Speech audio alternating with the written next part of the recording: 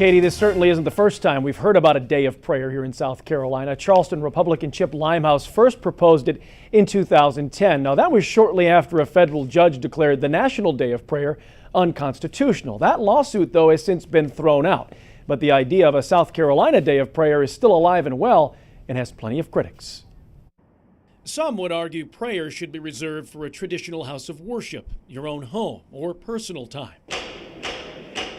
But some are bringing prayer to the State House. A measure that would make the first Thursday in May a state day of prayer sailed through the House last spring, but still faces hurdles before it's law. We really don't feel that it's the state's job to be legislating something as deeply personal, as central to religious liberty as prayer. The Columbia Coalition of Reason questions the mixing of church and state.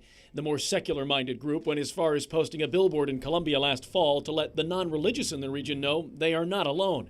And the coalition isn't alone in their opposition to a state-mandated day of prayer. Separation of religion and state, it should be separate, but I feel like because of the region that we're in, that will never come about. I think that they need to worry about our standings amongst the United States as far as education in the schools, as far as dropout rates, whether or not children are actually passing the classes. That's more important than whether or not they're praying. It was just a clarifying. A panel of Senate lawmakers was set to take up the day of prayer issue Tuesday, but instead got hung up on debating the merits of video poker.